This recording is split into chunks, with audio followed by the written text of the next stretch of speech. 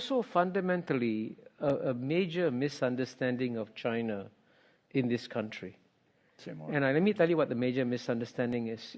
You've seen that China was ruled by Communist Party in 1949, ruled by Communist Party in 1979, it will be ruled by Communist Party 2019, and you assume that China hasn't changed. It's still being run by the same Communist Party. But the Chinese Communist Party has obviously changed fundamentally. I mean, I went to China for the first time in 1980.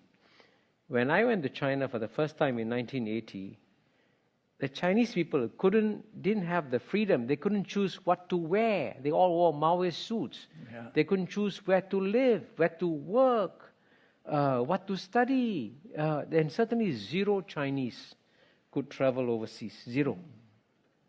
Now you go back to China. The Chinese people can choose what to wear, where to live, where to work, where to study. And guess what? Every year, 120 million Chinese, right? I think it's more than the population in California. 120 million Chinese leave China freely as tourists. Amazingly, 120 million Chinese return to China freely.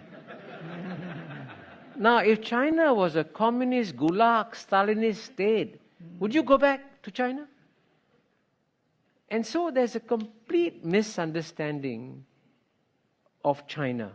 Clearly, while the political freedoms in China haven't increased, the personal freedoms of the Chinese people has exploded.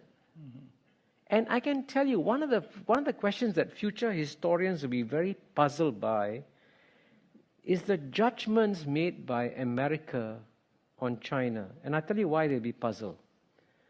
The United States of America is about 240 years old. Chinese history maybe 2,400 years old. In today's world, you have a society which is 240 years old, passing judgment on a society which is 2,400 years old, and at a time when China has had its best 30 years of history, the Americans are telling Chinese, you guys are not doing very well. Really, you should change your political system. Listen to us, become a democracy, all will be well with you. And I can tell you one thing, that Chinese leaders, there's a whole shades of opinion among them. The one complete point of agreement that they all have is that they saw what happened to the Soviet Communist Party. They saw what happened to the Soviet Union. They saw what happened to Russia. It went overnight to a democracy. Guess what? The Russian economy imploded. Life expectancy came down. Infant mortality went up. The Russian people suffered. And the Chinese said, this is what happens when you have an instant democracy. So when the Chinese said, give us time, let us transform our political system in our own way, I said, let them do it. Why do you think that you would know better what's good for them? Does that reflect the fact that for 200 years you got used to doing it, telling the world how they should behave, and therefore you think you can be a better judge of the rest of the world? So that judgmental character in the West has got to adapt to the rest of the world, because the rest of the world today is less willing to be judged by you.